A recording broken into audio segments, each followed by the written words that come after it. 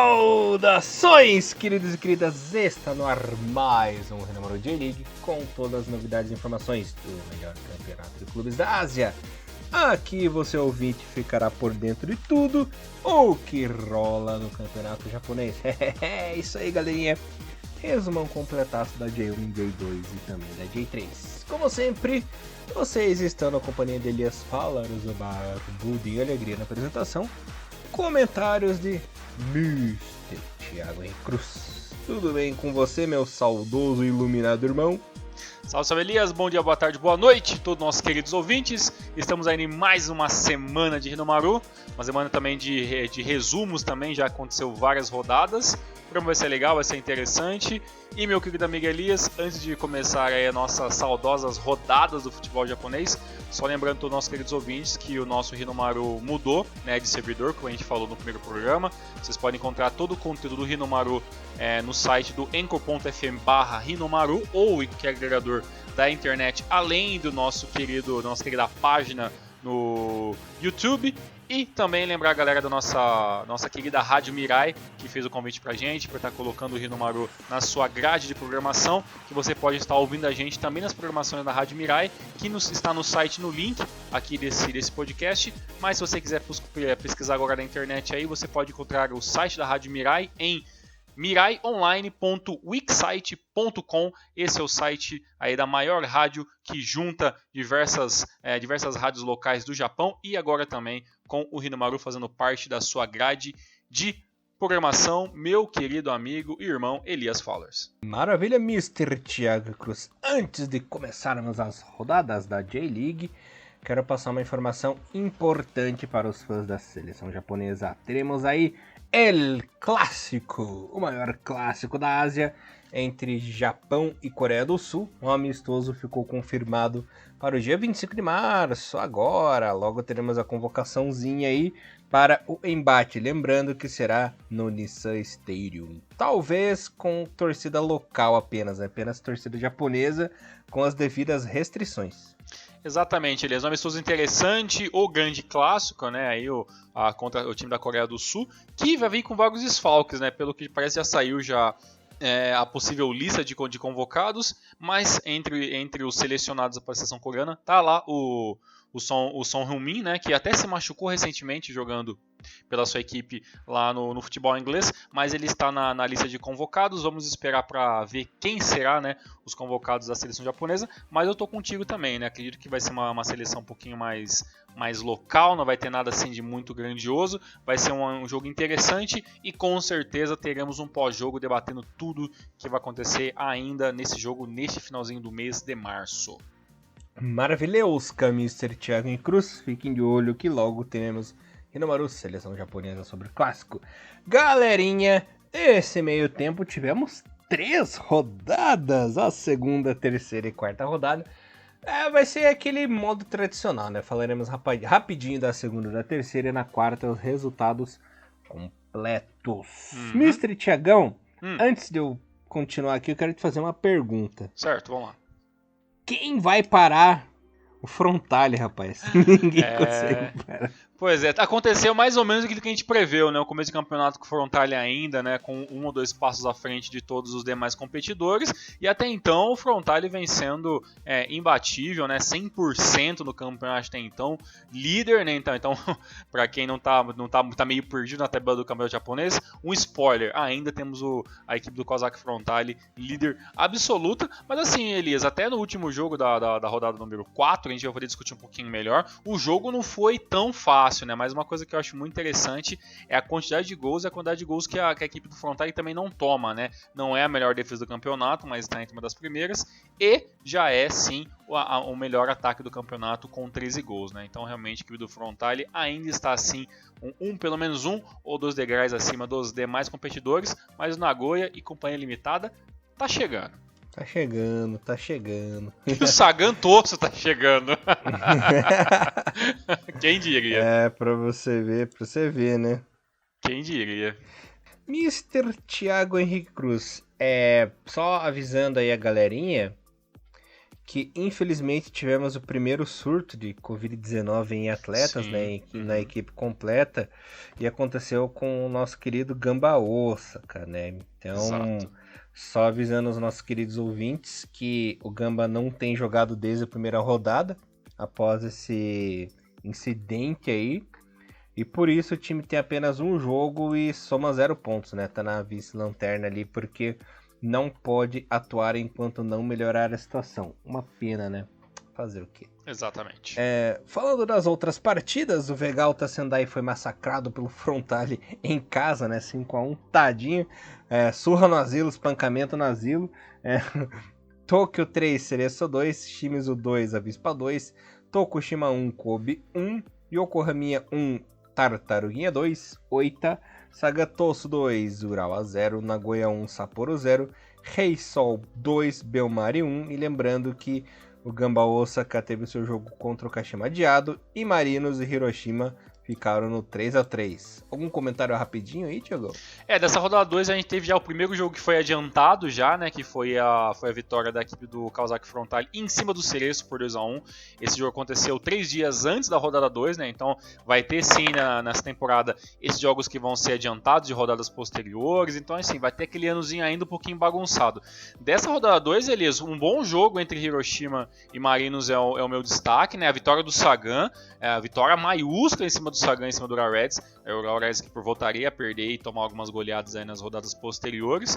E o outro jogo que eu acompanhei e também foi bem interessante foi o atropelo, né, da equipe do Frontale em cima do Sendai. Esse jogo eu até fiz junto com a turma da Rádio Mirai. E, Elias, uma coisa que até saltou um pouco meus olhos, que a gente acabou esquecendo de quando a gente fez a nossa live. Elias, Makoto Teguramori é o treinador do Sendai, né? O novo treinador do Sendai. E assim, de possível quase treinador da seleção japonesa a um trabalho dificílimo na equipe do Sendai. Será que o Teguramori vai ter a proeza de derrubar o único Highlander da J-League, Mr. Elias? Lembrando que o Teguramori é igualzinho aquele típico tiozão do Japão, né, cara? Pode crer. Óculos, cabelinho de gelinho. Exatamente, mas foi só ele pisar em Sendai que o time que nunca caiu, entendeu? O McLeod da J-League tá com dificuldades. Cara, mas que pé frio. Esses caras chamam de eu de pé frio. Imagina o que o torcedor do Sendai deve estar pensando no Teguramori. Lembrando o que o Teguramori fez com o Fujiharu, né? Fazer aquele super gol contra de trivela lá. Pode crer, foi bem isso aí. Talvez realmente a pedra aí no calcanhar de Aquiles de Sendai vai ser o Teguramori. Um trabalho bem interessante, né? O Teguramori tem uma equipe limitada em muitos aspectos, obviamente, mas o Sendai tem alguns nomes interessantes, né, no banco, alguns jogadores veteranos, galera até que estava segurando muito a onda nos últimos anos, né, mas 2020 já foi um ano ruim, e agora o Teguramori tem essa dificuldade, até porque ele tá acostumado a trabalhar com jogadores jovens e agora caiu lá no Asilo Arkham lá e vai ter que se virar. Esses são os meus comentários da rodada 2. Tá apanhando pro Coringa. Exatamente. Temos aqui a rodada 3, Mr. Thiago Henrique Cruz, ó. Você vai dar risada de novo. O Avispa perdeu em casa pro Marinos 3-1, Reisol 0, Nagoya 1, Tokyo 2, Kobe 3, Urawa 2, Yokohama 0. Ei, Yokohama. Kashima 3, Belmari 1. Lembrando que Gamba, Osaka e Oita tivemos o jogo adiado devido ao surto de Covid. Kashima 2, Tokushima 0, Cereço 2, Shimizu 1, Hiroshima 2, Sapporo 1. E o grande finale, Sagan 5. Filhotes de Teguramori do Sendai 0. Olha só, hein? Não lembro a última vez que a equipe do Sendai levou 10 gols em 2 jogos. E também não lembro a última vez que o Sagan Tosso fez 5 gols em um jogo também. Eu não lembro a última vez que o Sagan fez 2 gols em um jogo. Situação complicadíssima. Elias, no primeiro tempo, entre Sagan Tosso e o Vegalta Sendai já estava 3-0. O jogo estava resolvido no primeiro tempo. Esse formato de jogo do Sendai jogar, o Teguramori tem algumas ideias, mas assim, tá se mostrando logo de cara um belíssimo professor Pardal logo de cara, inventando coisas que o Sendai não tem realmente. Eu fiz o jogo contra a equipe do Frontale e assim, o modelo de jogo do Sendai, de querer jogar sem a bola, até muito interessante no papel, mas na prática vira uma confusão no meio campo, a equipe não consegue se comunicar com a zaga, é realmente um circo dos horrores. A equipe do Marinos atropelou a equipe do Avisca Fukuoka, fico muito triste com isso. E Elias, um outro detalhe interessante é que assim, a equipe do Cachoeira Rei Sol tá perdendo alguns jogos, mas é muito no detalhe, né? A equipe perdeu também, perdeu o Lungá, trouxe com jogadores, mexeu interessantemente bem ou não em algumas contratações que não vingaram ainda, mas é começo de campeonato, a gente não pode estar cobrando muito. Mas eu ainda acho que a equipe do Rei Sol está perdendo muito nos detalhes ainda, sabe? O jogo não está jogando feio, os resultados não dizem muito o que está sendo a equipe do Cachoeira Rei Sol em campo. E um detalhe, Elias, que aí eu jogo para você a bola, né? Urawa 2 e o Caminha FC 0. Será que assim como talvez o sinal de alerta que começou em 2021 já está no vermelho tanto para a Sendai, tanto para o Yokohama, será que realmente as chances dessas equipes saírem desse buraco que nós já imaginávamos? Tá complicada a situação de Yokohama porque já são 4 derrotas consecutivas e menos 10 de saldo, né? Sabe que saldo de gols na J-League é fundamental, né? Quanto menos você tomar e fazer melhor, né? Então a equipe do Yokohama já tá se complicando, até porque lembrando os nossos queridos ouvintes que esse ano são 4 que caem, né? 4 direto. Sim. Então você começar aí nas 4 primeiras rodadas sem ganhar e tomando uma porrada de gol é complicado, cara. Então a situação do Yokohama tá difícil. O Sendai com essas 2 goleadas seguidas, né, Thiago, já tem menos 11 também, apenas 1 pontinho. E o Tokushima, na verdade, tudo bem que não ganhou ainda na competição, mas é um time que perde pela inocência, né? Dá pra ver que são detalhes meio bobos que fazem a equipe do Tokushima perder. Por exemplo, não jogou tão mal contra a equipe do Frontale. Perdeu de 2-0, né? Fora de casa, e perder de 2-0 para esse Frontale é uma glória, né? Só porque o time tá atropelando todo mundo. E foram os detalhes bobos que acabaram decidindo essa partida aí. A gente vê que é um time que não é ruim, é guerreiro, sabe jogar direitinho, né? O coletivo do Tokushima é muito bom, mas dá umas crises da bobol, assim, que acabam comprometendo no resultado, né? Ah, sim, e se a gente fosse pensar que o que o Tokushima mostrou até agora no campeonato, né? No primeiro jogo da abertura da rodada, abriu o placar contra o 8 e depois se deu o empate, né? Porque realmente, eu acho que assim, sem a bola, o Tokushima é até um time razoável, mas com a bola às vezes ele fica meio perdido, né? Fica jogando muito... Não sabe o que fazer, né? Exatamente, tenta umas alçadas muito longas pra frente, ou se não, tenta ficar tocando bola na parte defensiva, e claramente os jogadores da defesa não são, assim, com todo respeito, jogadores de muito nível de primeira divisão, então realmente tem ali uma bobol em alguns momentos ali. Eu lembro até no segundo jogo, tá empatando o primeiro tempo inteiro, empatou o primeiro inteiro com o Vissel Kobe, que é uma equipe muito melhor, e aí depois conseguiu fazer o gol, ou tomou o gol e depois fez o empate. Então assim, é uma equipe que até consegue uma coisinha ou outra, assim, né? Mas no caso do Yokohama FC e do Sendai, é só pancada em cima de pancada, né? Eu acho que talvez o jogo menos pior pelo menos o que eu vi do Yokohama FC foi o jogo na segunda rodada que eu acabei assistindo Oita versus o Yokohama FC, que o jogo acabou sendo 2-1, né?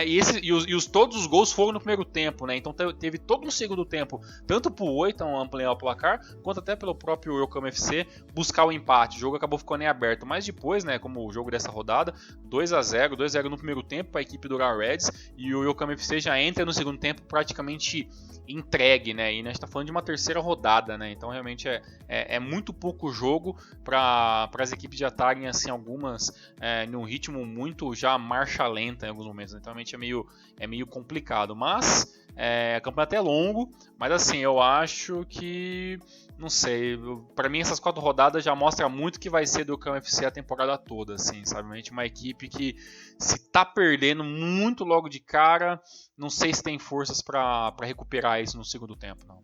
O problema do Yokohama FC é que o time não tá conseguindo jogar. Sim. Não tá conseguindo jogar, não consegue montar um padrão de jogo, assim, como que eu posso explicar? é muita opressão das equipes adversárias, não desenvolve. Aconteceu isso muito. Olha lá, vou eu falar. Eu sempre acabo metendo coxa no meio das coisas, né? Tá igualzinho o Curitiba, que era do Barroca, no começo do campeonato, que o time não conseguia jogar bola. Dava 3 toques, já perdia a bola ou fazia alguma cagadinha. Eles não estão conseguindo desenvolver o futebol na partida, sabe? É complicado. Não, e é tão complicado, como a gente vai até falar depois melhor, mas já adiantando alguma coisa para depois, se eu esquecer, não ficar com peso na consciência, o último jogo agora do KMC contra a equipe do Cereço, a equipe não começou a jogar mal, tomou o gol lá do Toyokawa, se não me engano, no primeiro tempo, teve todo o segundo tempo para ir buscar alguma coisa, aí, sabe, faz uma troca ou outra, aí quando a equipe vai se jogar o ataque, talvez fazer alguma coisa, toma um contra-ataque, pá, toma gol do Kubo, entendeu? Aí vai fazer alguma coisa, pá, toma gol do Kato, entendeu? E aí a equipe se perde muito, né? Porque tem medo de sair para jogar e quando sai, não finaliza, não faz o gol, toma um contra-ataque, toma o gol e meio que é um banho de água fria no jogador, né? Que já tá perdendo 4 rodadas consecutivas, né? Realmente é muito complicado. Esse negócio de desenvolver o jogo, Elias, realmente é algo que eu acho que mexe diretamente com o psicológico do jogador dentro de campo, né? De treinar aquela parada vários dias e não conseguir executar isso em campo, né? Isso realmente é muito complicado. E o time tá azarado também. Sim, as rodadas não ajudam muito também, né? Algumas equipes, né? Uhum. Aquele jogo contra o Consadole Sapporo, o time perdeu por um azar desgraçado. Não, e perdeu de forma maiúscula também, né? Então é complicado, né? E tomando goleada, né? Tomou mais uma goleada, que nem você disse, né? Levou de 4 em casa para a equipe do Cerezo, né? Vamos até abrir já essa próxima rodada, falando dessa partida. E, cara, eu tô muito feliz porque o nosso querido Kubo tá bem, né? Eu achei que seria daquelas famosas despedidas, né? De aposentadoria. Não, vou jogar só essa temporada aí, cumprir a tabelinha. Lembrando que o nosso querido Kubo faz 39 anos nessa temporada, né? Tá super nem parece, hein? Nem parece, mas realmente. E o cara já meteu 5 gols em 4 rodadas, cara. Sim, é praticamente um gol por rodada. Se for contar que nós tá na quinta, né? E o cara já tem algum. Claro, tem algum jogo, o cara já meteu praticamente um gol por rodada, praticamente já, né? Então é uma média. Então? Um cara de 38 anos jogando a elite do campeonato japonês, realmente isso é incrível. Temos a dupla dos velhinhos, os velhinhos assanhados, né? Okubo e Kuroki. Pois é, tá realmente interessante de ver alguns jogadores nessa equipe, e acho que basicamente é isso do KMFC, né? A equipe não consegue desenvolver, a tabela não ajuda, tanto que a próxima rodada pega o Nagoya, né? E aí pega uma equipe na rodada número 6, que praticamente é uma luta direta contra o rebaixamento, que é o próprio Tokushima Vortex, né? Então, assim, dependendo como for os resultados disso, a equipe vai chegar no retorno da J-League, que é no comecinho do mês de abril, com dificuldades, né? E aí também veio uma enxurrada de equipes complicadas, Kashiwa Reysol, Hiroshima, então realmente as coisas não tão fáceis. Eu espero que o Yokohama FC ele ou consiga se recuperar, ou abre mão logo da Luvan Cup, né? Se foca na J-League e tenta sair do rebaixamento, né? Porque assim, dificilmente com essa equipe vai vencer a Luvan Cup, então acho realmente que tem que jogar com reserva e abrir mão, infelizmente, da Luvan Cup, que eu acho que era um título que seria muito bem-vindo para uma equipe do tamanho do KMFC, mas eu acho que entre jogar a Luvan Cup e talvez chegar numa quarta final, uma semi acabar caindo, é melhor então já abrir mão desse campeonato secundário, jogar todas as suas fichas na primeira divisão e tentar se manter, né? Porque voltar para a segunda divisão acho que não é vantagem nenhuma pro maior de Yokohama. Realmente tem toda a razão. Tiagão, só digo uma coisa pra você, cara. DAZN é seleção.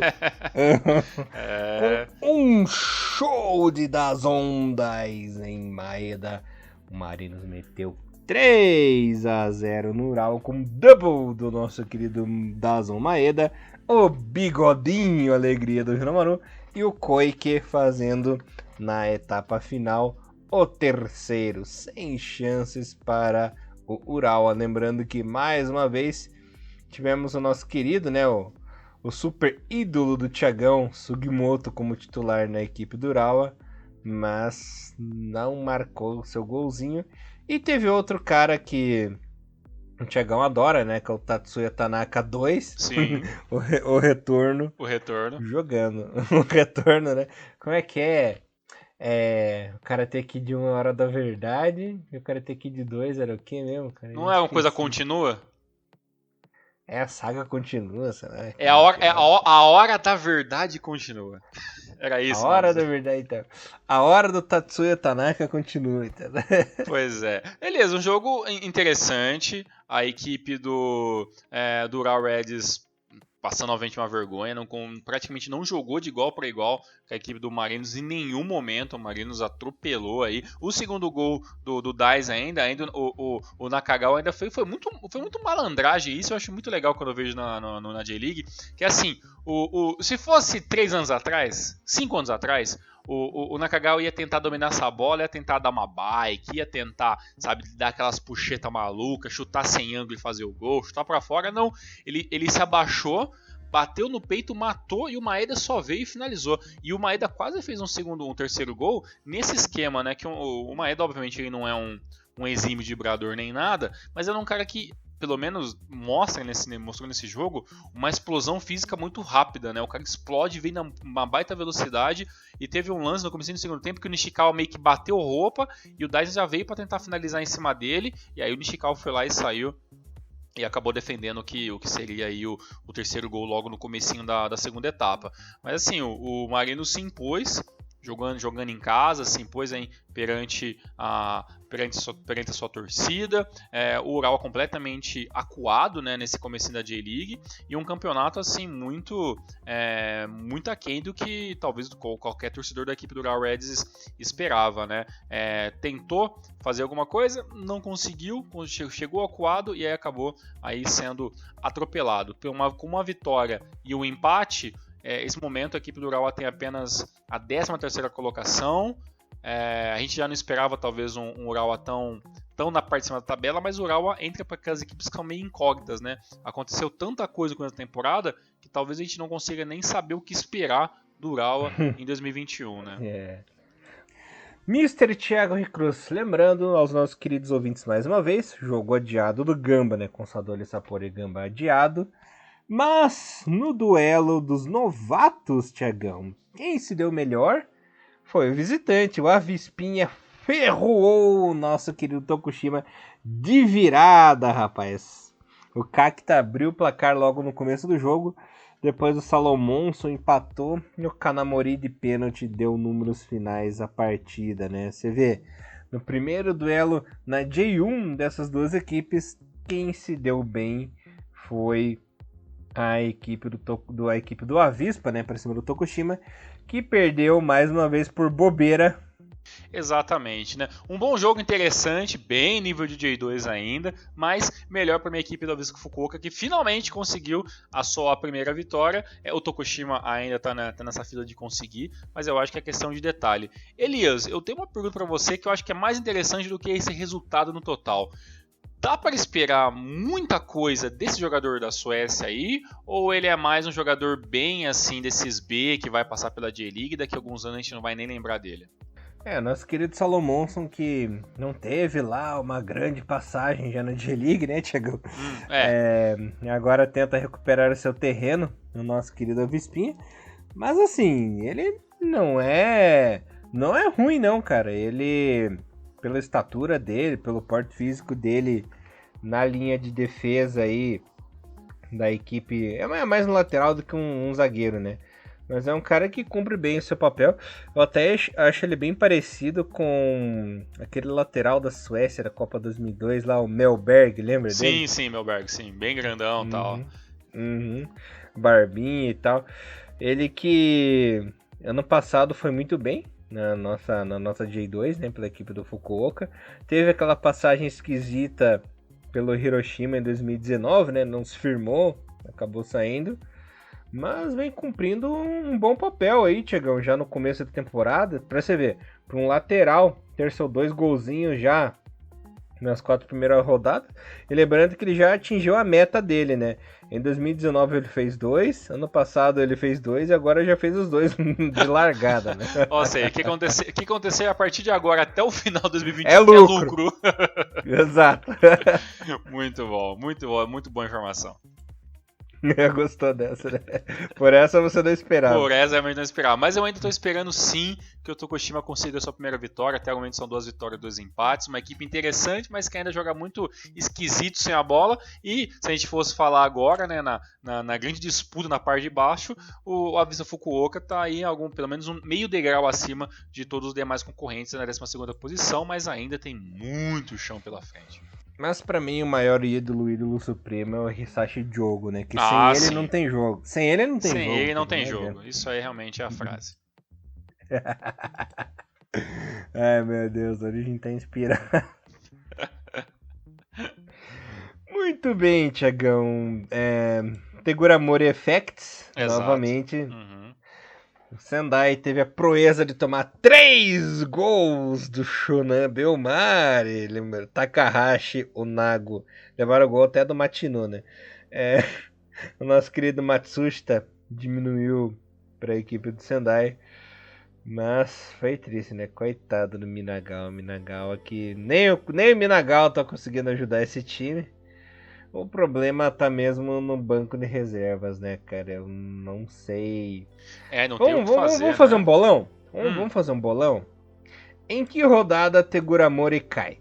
Caramba, eu não consigo muito. Eu não pensei muito. Até porque, se eu não me engano, o contrato do Teguramori, eu vou até dar uma procurada aqui, mas eu lembro que eu vi e era um contrato apenas de 1 ano só, Elias. Então, assim.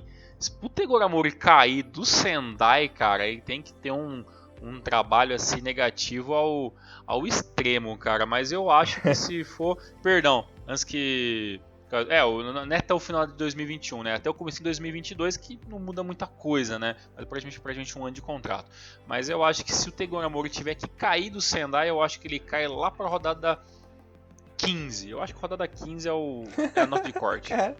Caralho, eu ia falar a mesma coisa. A rodada 15 porque é praticamente quase na metade da primeira, né? E aí, se cair na 15, tem pelo menos, sei lá, 16, 17, todo o retorno, né? Apesar que tem agora mais jogos, né? Mas eu acho que até a 15, se a equipe tiver com esse nível, eu acho que é impossível o cara se manter, né? Bom, você falou 15, então deixa eu ver. Eu acho que ele cai na 19, que é quando 19. vira o turno. Eu vou até anotado aqui, se algum de nós lembrarmos, a gente vai estar comentando sobre isso posteriormente. Eu colocaria 15, mas como você já escolheu 15, eu vou colocar 19.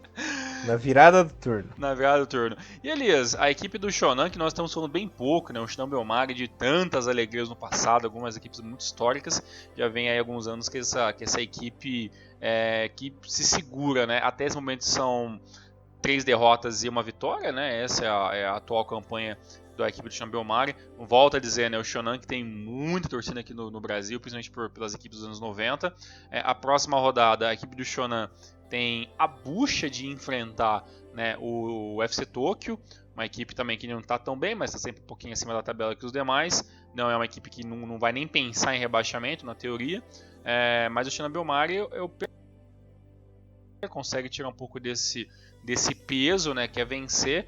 E agora eu acho que se quer se manter na primeira divisão, tem que procurar realmente vencer dessa turma da parte de baixo, né? Eu acho que da 12ª posição para baixo, eu acho que a equipe do Shonan tem pelo menos chances de lutar de igual para igual, né? Se vai vencer ou não, aí são outros 500, né? Outros 500, né? A equipe do Shonan tem uns jogadores que eu gosto muito. Tô feliz que essa temporada o nosso querido Ohashi tá ganhando mais oportunidades do jogo, né? Lembrando que ele é um jogador novinho ainda, pode ter seus 24 aninhos. Não é tão novo assim, mas também não é tão velho. Ele que jogou pouco temporada passada, só 7 joguinhos. Não fez gol, infelizmente. Mas é um que, apesar na verdade, ele tá tendo oportunidades mais pela falta de contingente, né, na parte ofensiva, do que qualquer outra coisa. Mas é um jogador que eu acho interessante, assim. O meu preferido do elenco dessa equipe do Bellmare, você vai querer me bater, né? É o Barada, né? O Barada, pra mim, que É um jogador folclórico. Eu gostava dele desde a época do Rei Sol. Fiquei mais feliz ainda quando ele foi pro Esquilinho, né? Lembrando que ele saiu em 2019 do Esquilinho. Ano passado ele já estava no Belmari. Fez umas partidas, jogou aí um turno inteiro com a equipe do Belmari e tal. Gosto dele porque ele tem aquela cara de besta de jogador de RPG, de jogo japonês, sabe? Daquele... Como é que fala? Nas pessoinhas de jogo, né? Pô, me fugiu o termo, cara. NPC? NPC, ele Os tem cara de NPC. NPC de jogo de RPG japonês. Né? Não, e o Barada, né, o Akimi Barada que a gente tá conversando, né, que tem outros, chegou a ter outros Barada na J-League, o Barada, no caso, ele já tá com 29 anos já, né, então ele já é praticamente um veterano já, né, e é mais um que a gente viu, né, o cara nascendo lá na equipe do Caixa Rei Sol, isso lá no começo dos anos 2010, né, 2010, 11, 2009 no máximo, e aí o cara veio progredindo, assim, nunca foi um exímio, né, jogador, não tem muitos gols na carreira, é um cara muito mais de compor elenco, então um meio campo com algumas características bem únicas assim de jogador japonês, mas é uma carreira bem honesta assim, né? Os anos do Esquilinho obviamente foram muito mais marcantes, com muito mais jogos também, teve, se não me engano, só uma temporada só que o Barada acabou não jogando, acredito eu que por lesão, e o meu jogador favorito desse elenco, obviamente é ele, né, Naoki Ishihara, né, o veteranaço, ex-Ural Reds, né, ex-San Francisco de Hiroshima, ex-Esquilinho, né, ele começou lá no Esquilinho também, lá na temporada 2011, tá? Um jogador veterano que começou a carregar até um pouquinho tarde, comparado com alguns outros jogadores, e é um elenco, assim, realmente, a gente viu que o Shinobi Omari, ele entra para aqueles elencos muito igual o Sagan Tosso, muito igual o próprio Verota Sendai, né? Que é a equipe que começa a ter que trabalhar com o que tem mais barato no mercado, né? Não tem muita opção de fazer uma compra mirabolante, alguma coisa assim, né? O próprio Sagan fez uma compra mirabolante quando veio a loucura de trazer o Fernando Torres, né? Mas até então o Sagan Tosso é sempre jogadores meio de baixo, tabela para baixo, né? Então, assim, é uma equipe ok, né? É uma equipe bem... No papel dá para se imaginar o Shinobi Omari ainda na primeira divisão, né? Sem ver os jogos, né? Isso, mas tem que ver se isso vai dar liga, né? São muitas rodadas para essa equipe da liga, né? E aí tem aquele problema da continuação e do banco. Eu, sinceramente, acho o banco do Shonan muito fraquinho. O Shonan que ele é daquele típico time de rodízio, né? Que ele roda o elenco, todo mundo joga, todo mundo tem chance de jogar. Então, é um time que até o pessoal do Sub-20, Sub-19 da equipe vai jogar, de uma hora ou outra vai acabar jogando, né? Eu lembro que você comentou do Naoki Ishihara, que é o teu jogador preferido. Lembrando que o nosso querido Ishihara, ele começou lá no Belmari, né? Então ele é cria da base do Belmari, ele tá com 36 anos agora, e ele veio pra encerrar a carreira, né? Ah, ele veio pra encerrar a carreira, então. Uhum. Caramba. Ele que tava até ano retrasado no Sendai, né? Sim. E veio jogar aí essas 2 últimas temporadas aí de volta ao berço, né? No berço de onde nasceu. Lembrando que o Thiagão é fogo, né, cara? O Thiagão, ele tem o dom de ser fã de jogador japonês com cara de bêbado, né, cara? De bêbado. Todos os caras tudo que são cara de bêbado, ele é fã, cara. Pô, e o ano passado a gente tinha a melhor dupla, né, de atacantes, era Ishihara e Sekiguchi. No Sendai. Pô, que dupla, velho, que dupla. Por isso que não foi pra frente. Exatamente. E por enquanto eu tô feliz que o nosso querido Yamada Baby não se machucou, né? Verdade. Ainda. Quarta rodada não se machucou, tá bom. Yamada Baby, realmente é um negócio muito... É um apelido muito interno. Yamada Baby, mas tudo bem. Eu lembro da época de ouro do Ural Reds, que tinha o Bubu Yamada e o Yamada Baby, cara. Yamada Baby, realmente, cara, isso é muito velho. Yamada Baby realmente denomina muito a sua idade dentro do futebol japonês. Pra você ver, né? O bicho já tem seus 30 e poucos, né? Exatamente, Yamada Baby. Yamada Baby Vegeta. É exatamente isso que eu jurava que era por causa disso, por causa de você que é louco por Dragon Ball. Acho que o cara deve ter feito alguma associação a Baby Vegeta. Na minha cabeça veio isso, sinceramente. Não, pior que eu fiz isso porque na época eu jogava os dois Yamada lá, a gente precisava... Foi uma época de zoeira, acho que foi lá por 2008, 2009, nem lembro. Saudoso Orkut. Exato.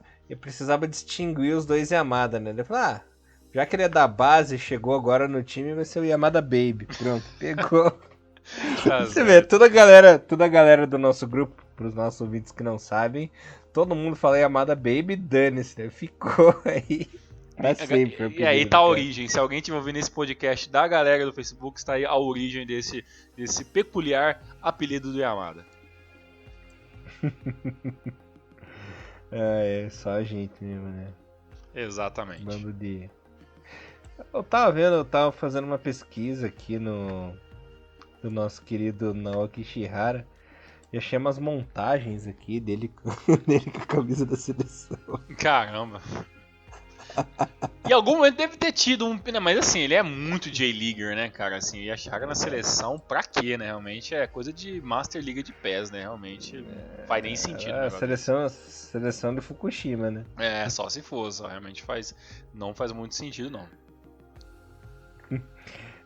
Continuando aqui o nosso super programa, Kashima Antlers e Hiroshima ficaram no 1-1.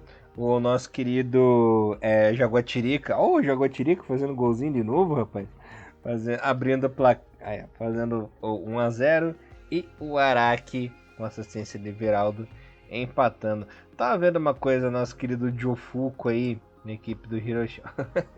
Cara, eu não sei o que é pior, se é o Guramura ou o Jofuku, né? Essa geração de treinadores me envergonha, né?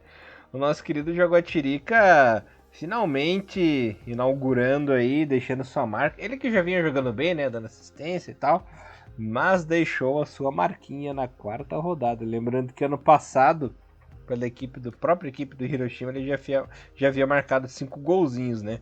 Será que ele consegue se superar e fazer pelo menos uns 8 essa temporada? Veremos, Thiagão. Olha assim, a equipe vem mostrando que tá dando muito espaço assim, pro Asano jogar. Ele joga numa posição, se for para pensar, Elias, nessa formação maluca, né, esse 4-5-1, né, que a equipe do Hiroshima joga, que esse meio campo emboladíssimo, né, que a equipe de Okufuji vem jogando, o Asano ele tá numa posição muito privilegiada, né, ele tem ali na parte defensiva o Aoyama, que ainda joga muito bem algumas partidas, né, joga ali fazendo dupla junto com o Ezequiel, então assim, ele é muito servido, né, então você vai assistir o jogo da equipe do Sanfrecce Hiroshima e você vê que o Asano ele é aquele meio campista que se apresenta bastante ao ataque, né? Às vezes até mais do que os próprios brasileiros.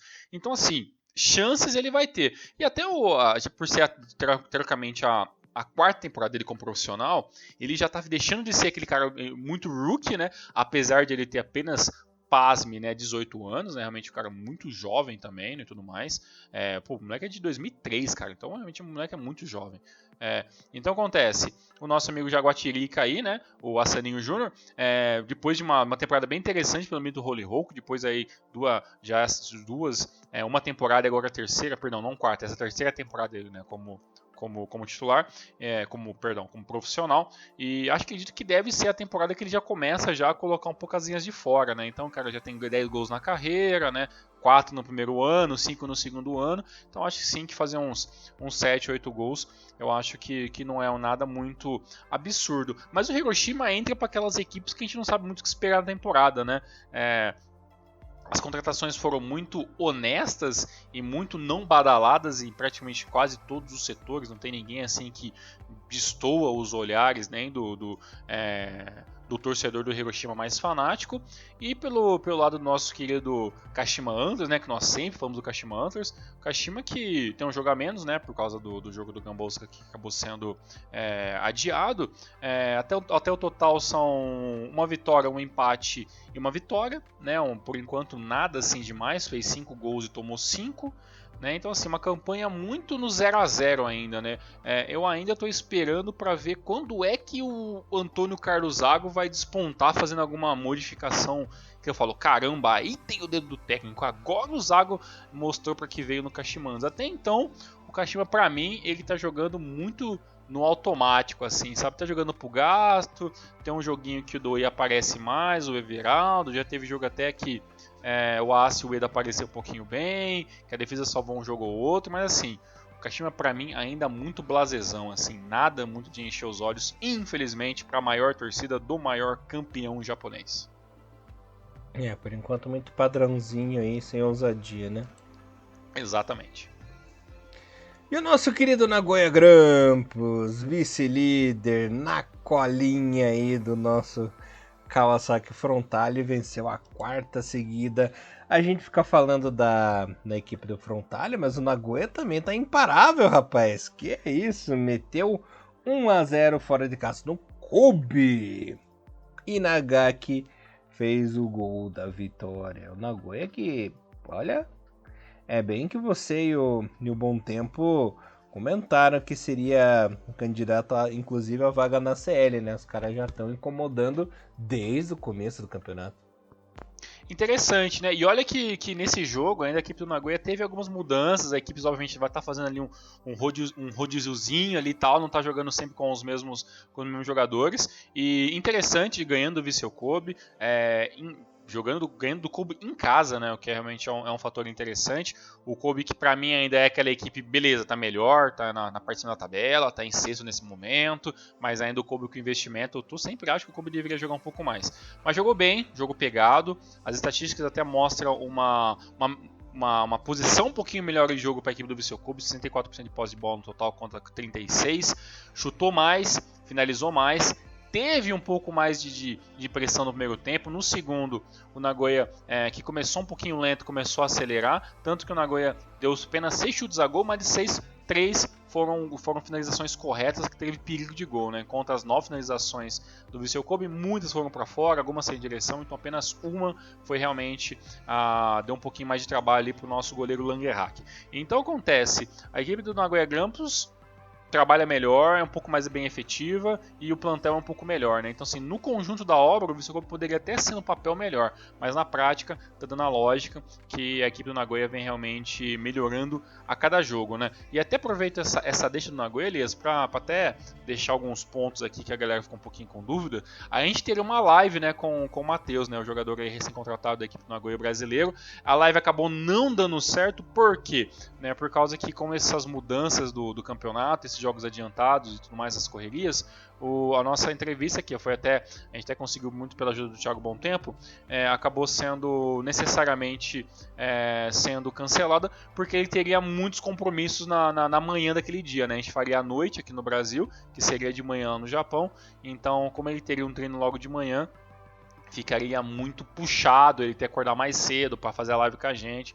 Então eles acabaram pedindo para o Bom Tempo avisar a gente que seria melhor marcar outro dia. Então assim, essa live eu estou muito esperançoso que ela saia uma hora, independente de qual seja a rodada. E talvez a gente tenha que fazer até num horário meio que alternativo, né? Talvez de manhã aqui no Brasil para ser de noite lá no Japão. Então a gente vai avisando vocês, a gente está esperando muito que essa primeira entrevista com o jogador nosso aconteça, e acredito que se acontecer vai ser bem legal, vai ser bem interessante poder discutir.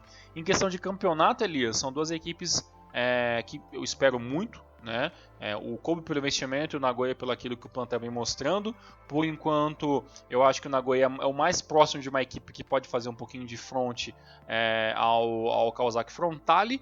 E o Vissel Kobe eu acho que começou um pouquinho lento, mas está começando a dar uma progredida. Perdeu agora, mas ainda tem muito campeonato pela frente. Eu acho que até na próxima rodada que o Vissel Kobe vai enfrentar o líder Kawasaki Frontale, eu acho que é um jogo que a gente vai poder ter realmente uma noção melhor das forças do maior de Kobe, sem Iniesta, que ainda está machucado e volta só lá pro meio do ano. Vamos ver como será a força do nosso querido Vissel Kobe. Mr. Thiago Cruz, deixa eu fazer uma perguntinha para você agora. No embate, tivemos aí mais 2 empates, né? Shimizu e Sagatose ficaram 0-0. O Shimizu começou promissor, mas teve esse empatezinho indigesto aí em casa, né? Se tivesse vencido, estaria um pouco acima ali na classificação. O Sagan que cumpriu seu dever, né? Sempre jogar bem fora de casa. Não ganhou, mas também não perdeu. E o outro empate, a Tartaruguinha com o Tokyo, ficaram no 1-1. Em questão do jogo do FC Tokyo, o FC Tokyo, pra mim, eu não sei se eu tenho alguma coisa, né, meio interna contra um pouco o FC Tokyo, mas eu sempre acho que o FC Tokyo tem alguns jogos muito chatos. Realmente nesse foi um jogo meio chato, né? O FC Tokyo começou melhor, mais posse de bola, trabalhando melhor a bola, mas acabou depois cedendo um empate para a Tartaruguinha, que não tem nada a ver com isso, conseguiu um empate, até porque o Ita precisa sempre buscar atrás dos pontos, estava jogando em casa, então a equipe do Ita tinha essa obrigação. O gol foi do Watanabe, né, com a assistência do Diego aos 28 minutos do segundo tempo, e o Matida empatou lá aos 76 minutos, mas ainda acredito que foi um dos joguinhos mais chatinhos da rodada. Já Shimizu e Sagantoso era um jogo que eu esperava muito, né? Até esperava que, bem, ou o Shimizu ia vencer, ou o Sagan ia continuar com esse embate. O Sagan, Elias, que, por incrível que pareça, pasmem, é a única equipe do campeonato que ainda não tomou gols. Fez 8 gols e não tomou nenhum. É a melhor defesa do campeonato. O Sagantoso, com uma equipe... Obviamente, eu até vou ser bem sério para vocês, eu até acho que isso é só uma fase, tá trabalhando muito bem, mas eu não acredito que o Sagantoso vai conseguir realmente, durante 30 e tantas rodadas, bater de frente com uma galera sedenta ali, que vai começar a cada vez chegar e cada vez bater um pouco mais na porta do Sagantoso. Mas um jogo bem ok, um jogo bem pegado, a equipe do Shimizu não teve tantas chances quanto queria, tanto que a maioria das tentativas de gol foram da equipe do Sagantoso. Os números do Sagantoso nessa partida foram realmente incríveis. A gente nem parece que a gente já está falando de Sagantoso, né? O Sagantoso, Elias, teve 65% de posse de bola contra 35% do Shimizu, teve 16 chances de chute a gol contra 4. Então, assim, a equipe chutou mais, teve 7 chutes direto, deu muito trabalho e o Gonda salvou demais a equipe do Shimizu nessa partida. Teve ali uma chancinha no finalzinho ali com o Thiago Santana, com o Carlinhos, Suzuki, a Wai vindo de trás, mas a equipe do Sagantoso também, com o seu goleiro sul-coreano e com a sua defesa de linha em 3, trabalhou muito bem e foi um jogo interessante. Foi um 0x0, não foi um 0x0 chato, e assim, incrível o que o Sagantoso está fazendo, e também, na minha opinião, incrível o que o Shimizu está fazendo, até porque eu era um dos que não acreditava muito nesse Shimizu 2021. O Bom Tempo até esse momento está ganhando a nossa aposta particular, porque ele realmente bota muitas fichas na equipe de Shizuoka. O problema é que o Bom Tempo bota muita ficha em muita coisa suspeita, né? Então não dá. Seu Bom Tempo. Sobra pra você no Renomaru, principalmente quando você não está aqui participando. Sempre sobra pra ele. Sempre. Ai. Tiagão, deixa eu passar pra galerinha aqui como está a situação atual da J-League. Uhum. No momento temos o Kawasaki Frontale de líder com 15 pontinhos, seguido do Nagoya com 12 equipes que serão classificadas direto para a CL ano que vem. Em terceiro, olha só, hein? Imagina se o campeonato acabasse hoje. Sagantoso na CL, rapaz. Incrível, seria incrível. Lembrando que isso quase aconteceu uma vez. Eu não lembro o ano. Foi 2011, né? Que o Toyota tava inspirado. 11 lá ou 12, 11 ou 11. 2011, 2012. Eu não lembro, mas foi uma pena, né? Foi por pouco. E por poucos pontos, se não me engano, 2 pontos, 1 ponto, não foi assim. Serão rebaixados no momento Tokushima com 2 pontinhos, Vegalta Sendai com 1. Lembrando que o Gamba Osaka tem apenas uma partida, né? Porque está aí se recuperando da tristeza do Covid-19. E o Lanterninha, esse sim na desgraça, Yokohaminha com 0 pontos e menos 10 de saldo. Tá difícil a vida Yokohaminha. Lembrando que artilheiros os melhores possíveis, né? Dazon Maeda do Yokohama F-Marinos com 5 gols. Yoshito Okubo do Cerecinho com 5 também. E temos na cola dele o Araki do Kashima com 4. Leandro Damião com 4 e o Ienaguinha, ambos do Frontale com 3. Exatamente, e aí se para pensar que talvez o Gamba jogasse as partidas e ganhasse uma ou outra, ele poderia até empurrar para a zona de rebaixamento o próprio Kashiwa Reysol, né? Que nós não comentamos nele nesse jogo, porque a gente já, nessa rodada, porque a gente falou um pouquinho deles introdutoriamente, mas nessa última rodada o Kashiwa Reysol perdeu, né, pro líder Kawasaki Frontale, e o gol foi dele, Ienaga, que chegou ao seu terceiro gol, e a assistência também dele. Novo, mas também muito falado desde a temporada passada, Mitoma, por isso, né, o Frontale está 100% no campeonato. Tiagão, bora pra J2 agora que já tá pegando fogo, rapaz? Bora lá. A J2 que já está na sua terceira rodadinha e tivemos os seguintes resultados. O Júbilo finalmente venceu e convenceu, né, Tiagão? Meteu 3-2 para cima do Mito. O Renault Fallers, Renault Yamaguchi perdeu para o Birex por 2-1. Nagasaki e Ehime ficaram no 1-1. O Kofu venceu por 2-1 a equipe do Totig. Matsumoto e Montedio ficaram no 1-1. Mesma coisa de Tsuegen e Giravans. O Zaspa perdeu em casa por Ryukyu 2-0. Olha o Ryukyu, hein? GF0 Blaubitz 2. Olha o Blaubitz. Ah, cara, esse aí é a alegria da minha vida, né? Já são 2 vitórias. Começou mal o campeonato, mas já embalou. Rumo ao título, rumo a J1. Matida e Verde no clássico de Tóquio ficaram em 2-2. E Fadiano, Okayama e Sagamihara ficaram no 0-0. Você sabia, Tiagão, que a capital oficial do futebol no Japão, a cidade oficial do futebol é Matida? Ah, é Matida? Não sabia não, cara. Você tem uma historinha pra nós sobre isso aí? Porque realmente sobre isso eu admito que não conheço. Matida é a cidade que respira futebol no Japão. Todo mundo gosta do futebol lá. Matida, pra quem não sabe, como que eu posso explicar pra vocês? Pegando no mapa do Brasil como se fosse uma São Bernardo do Campo, assim, para São Paulo, sabe? Fica na região metropolitana ali e tal. E ela é considerada a capital do futebol no Japão, porque ela é toda temática de futebol. É bem legal a cidade. Eu vi uma reportagem faz mais ou menos uns 4 anos por aí no canal japonês lá. E é um dos poucos lugares onde o beisebol não é prioridade, sim o futebol. Caramba, isso realmente é bem diferente. Ainda mais porque quando a gente fala de beisebol e Japão, a gente fala realmente de uma massa de fãs e de jovens atletas que todo ano estão começando a jogar beisebol. Realmente é um esporte muito, muito popular. Muito bacana. Dessa informação, sinceramente, eu não sabia. Elias, tem uma coisa muito interessante que aconteceu nessa rodada, que na verdade foi um pequeno detalhe que foi no jogo entre o Kusatsu, né, Guma Kusatsu e o Ryukyu, que foi, até o Bom Tempo tweetou isso. Eu não vi esse jogo ao vivo, depois eu fui procurar o VT para dar uma olhadinha. O jogo acabou 0-0 no primeiro tempo, e no segundo tempo, o Kusatsu, que tá com um esquema de formação muito interessante, Elias, que é assim, eles estão tentando jogar o mínimo possível com a bola, né, para jogar numa pressão, alguma coisa assim. Então assim, jogar com a bola e Guma Kusatsu na mesma frase não estão batendo muito em 2021. Então, no segundo tempo, eles, no meio campo, eles tocaram a bola e já devolveram a bola pro Ryukyu. Mas sabe aquela devolvida de bola que eles tocam tão forte que ninguém imaginava, e a bola foi sair lá perto da bandeira de escanteio da equipe do Ryukyu. Então assim, o Guma abrindo mão literalmente de começar o segundo tempo trocando bola. Não, ele jogou a bola para o adversário, entendeu? Pro goleiro bater o tiro de meta, e aí o Guma Kusatsu tentar fazer talvez uma jogada ensaiada, alguma coisa que seja envolvendo jogar na pressão e arrancar a bola do adversário. Aí você me pergunta, deu certo? É claro que não, final de jogo o Ryukyu 2-0, né? Mas fica esse pequeno adendo a essas coisas que, sim, só acontece na J-League, meu amigo Elias Faras.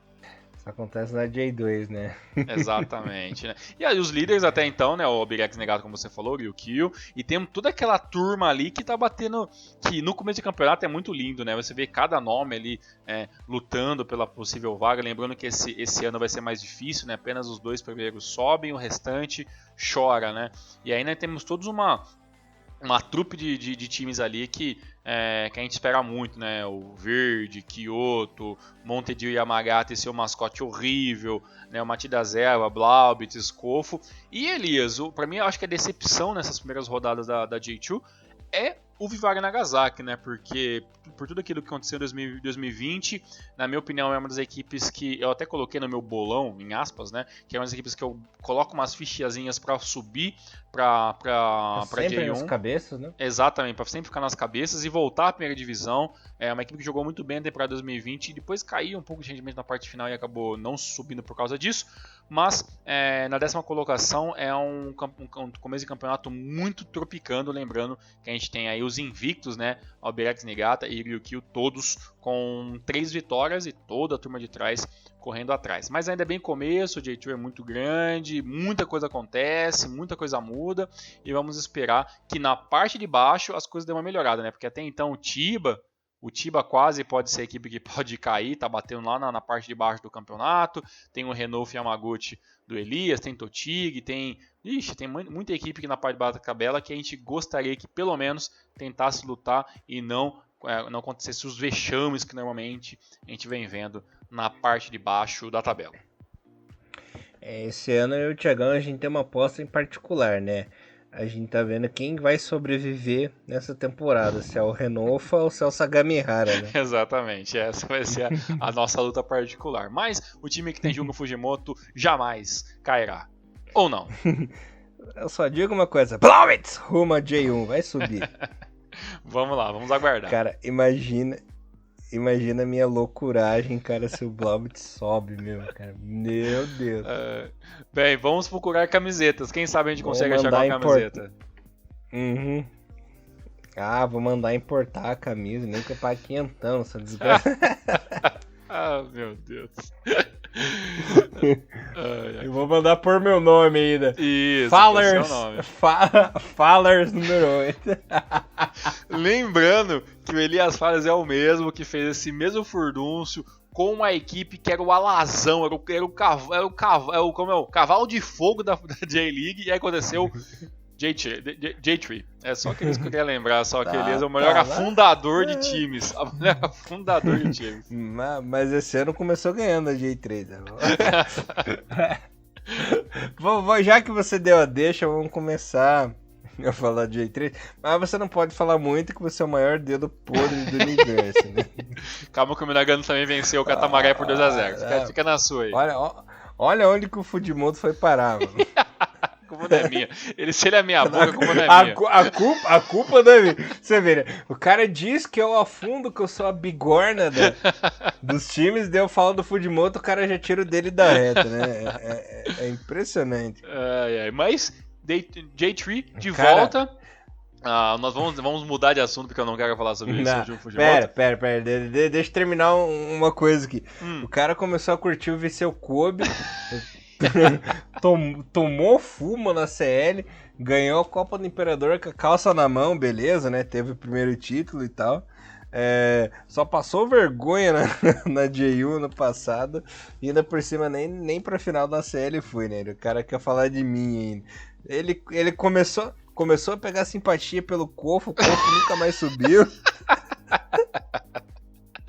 A culpa não é minha, só o que eu posso dizer. Sei. A culpa é da tua tatuagem de guiazinhas, né? Exatamente. O senhor está faltando com respeito com tudo isso. A culpa é do Auro. A culpa é do Auro, exatamente. E da Aurora. Mas Elias, eu estou muito, mas muito afim de imaginar o que esperar do como é que falava? Tekevaro? Tekevaro? Eu lembro que Tekevaro Miyazaki. Elias, não começou mal, mas a J3 começa com uma equipe a mais, um campeonato que, na minha opinião, acho que vai ser mais interessante, até porque a gente vai ter vários jogos da J3 aparecendo aí no YouTube. Então vai ser um ano interessante a gente conseguir ver um jogo ou outro. A J3 começou neste fim de semana com os seguintes joguinhos, galerinha. O Fukushima empatou em casa com o Fujieda. Yokohama começou bem, né? Perdeu de 1-0 em casa pro Catalete Toyama. Imabari 0, Roasso Kumamoto, o nosso... como é que fala lá no... Que tá na jaqueta do Rock Balboa lá no Italian Stallion, né? Uma coisa assim. O nosso Garanhão italiano ganhou por 1-0 na estreia da J3. O Tekevahara, infelizmente, teve uma estreia indigesta, perdeu em casa de 1-0 pro Grula. Gifu e Fangrauri ficaram no 0. Nossa, imagina, olha o clássico que vai ter essa temporada. É uma sopa de letrinhas, né? Tekevahara Miyazaki contra Fangrauri e Hachinori, né? Meu Deus do céu. Difícil. São aqueles times, parece aqueles nomes fake da Master League, lá do Mid Eleven. A Liga PES, né? Essas ligas malucas, né? Fictícias, né? Olha, Tekevahara Miyazaki, é difícil já só de falar o nome lendo, né? Imagina realmente tem que narrar. Um nome interessante, o único jogador expulso dessa rodada foi do Yokohama Soccer City Club e tudo mais ali, e contra o Kazuyuki Toyama. Uma temporada interessante que assim, não dá muito pra gente falar, primeira rodada, muita coisa pode acontecer, mas assim, A terceira divisão da J-League, muito legal. Algumas equipes já estão começando a dar uma pequena olhadinha no YouTube, então pode ser que a gente consiga ver um joguinho ou outro pelo canal da J-League Internacional, pelo menos é as conversas que nós temos por aí. Assim como a JFL, né, tem um próprio canal oficial da JFL, onde acontecem os jogos, e os jogos que não passam lá, cada time da JFL tem o seu próprio canal do YouTube, a grande maioria deles pelo menos, e aí eles fazem essa transmissão que é muito amadora, né? Essa transmissão amadora no próprio canal, que já é uma maneira de você divulgar um pouco o seu time. Então, assim, eu espero que a terceira divisão comece a ter um pouco desse start, que para as equipes terem um pouco mais de público, terem um pouco mais de torcedores, até porque não pode muitos torcedores no estádio, eu acho sim que a Day3 tem que começar a realmente ter esse startzinho de ir um pouco mais pro YouTube, né? Porque a terceira divisão é muito difícil você já ter muitos fãs de times da segunda divisão, né? Fora do Japão. Imagine então da terceira divisão, né? Então eu acho que tá na hora já da equipe começar a dar uma olhada com isso. Mas acho que vai ser um campeonato interessante. Roas Kumamoto, Nagano Parceiro, Gainari Totoro, eu acho que realmente são as equipes que nós vamos falar mais durante toda essa temporada, né? O próprio Gura Morioka. Então, assim, as equipes mais tradicionais da terceira divisão acho que vão ter um pouco mais de holofote, né, nessa temporada. Mas eu acho sim que se acontecer alguma coisa que nós não estamos muito esperando, eu acho também não vai ser ruim de ver. E Elias, esse ano também a terceira divisão é o mesmo esquema, né? Sobe 2 sem choro nem vela, né? Então acho que vai ser um campeonato interessante e acredito que por ser 2 vagas diretas para a segunda divisão, esperamos que ninguém tenha aquele probleminha de não poder ter as características básicas para ser um pra Alguns subir. tem. Acho que o Azul Claro não tem licença. Mas dificilmente o Azul Claro vai ficar entre os dois primeiros, né? Então eu acho que é muito cedo para isso. Mas eu acho que pelo menos vai ser um ano que pelo menos a gente vai ter aí pelo menos um campeonato inteiro, né? Alguém despontando e pelo menos 2 ou 3 competidores lutando pela segunda colocação, que é isso mais ou menos assim que vem acontecendo pelo menos nos últimos 2 ou 3 anos da terceira divisão do campeonato japonês. Só lembrando que o Kamatamare perdeu em casa pro Nagano Parceiro por 2-0 e o Kagoshima perdeu em casa pro Gainari Tottori, né? Jogos que esqueci de falar. Pois é. E aí com 15 clubes, lembrando que todos, né? Isso é uma coisa meio zoada esse ano, né, Elias? Por causa de Covid e tudo mais, a gente não vamos ter na teoria, nenhum oficial time sub-23 fazendo o campeonato todo, né? Então, por exemplo, a primeira rodada nós temos, né? Aí o único equipe que não jogou foi o próprio Azul Claro, que ficou de chapéu, né? Porque são 15 equipes, jogam 14, fica de folga na semana, né? E no caso a primeira rodada acabou ficando o próprio Azul Claro, mas é bem provável, eu não vou achar nada estranho se um próprio Gamba, ou um Cereço, ou o FC Tokyo, ou seja, qualquer outra equipe sub-23, acabe se interessando e fazendo uma equipezinha para jogar um jogo ou outro, né? Então, assim, vai ser mais zoneado do que o normal, né? Eu até acredito que eu acho que é melhor ficar alguém de chapéu do que ter um sub-23 jogando, mas acredito que no final das contas, para ter todo mundo jogando as mesmas rodadas e tudo mais, eu acredito que é bem provável que uma sub-23 acabe aparecendo aí com o passar dos meses no Japão, com vacina, melhora da Covid, que é o cenário que todos nós esperamos. Maravilha, Tiagão. Encerrando o assuntinho aí de todo. Agora sim, né? Completaço de 1, de 2, de 3. Você quer comentar mais alguma coisinha ou voltamos na semana que vem? Voltamos na semana que vem e só lembrando nossos queridos ouvintes que a rodada 5 da J-League já é nesta quarta-feira, tá? Dia 17/3, com jogos nos horários das 6 e das 7 da manhã, e no final de semana, no sábado, temos rodada 6 com jogos no horário da 1, das 2, das 3, das 4, então tem jogos em vários horários. Procurem aí seus canais de streams favoritos ou a Rádio Mirai, que está sempre fazendo uma cobertura em versão em áudio de todos os jogos, ou da maioria deles, para vocês ficarem de olho na J-League, e nós voltamos nas próximas rodadas. Elias, muito obrigado, forte abraço, boa semana, até semana que vem, fique com Deus. Eu que agradeço, Thiago, muito obrigado. Vou dar um spoiler do Hinomaru para os ouvintes, para eles ficarem de olho. Já escolhemos o nosso próxima lenda japonesa, né? O Hinomaru especial Lendas Japonesas. E voltamos com a categoria Treinadores. O próximo treinador será da escola, né? Akira Nishino de Produções, o nosso querido Kenta Hasegawa. Fiquem de olho que será um programinha muito legal. E lembrando a vocês que também teremos outro especial de memórias, né? Memórias aí do futebol japonês. Mais um jogaço que traremos da seleção. Mas eu vou deixar na surpresinha. Vocês vão gostar. O do Kenta Hasegawa eu resolvi dar um spoilerzinho que é bom, né? Pro pessoal ficar mais animadinho. Mas o próximo jogo, né? Dos jogos memoráveis será uma surpresinha. Fica de olho. Valeu, Tiagão. Muito obrigado. Valeu, até semana que vem. Tchau, tchau. Hinomaru, levando o melhor futebol japonês pra vocês, galera. Valeu. Sayonara.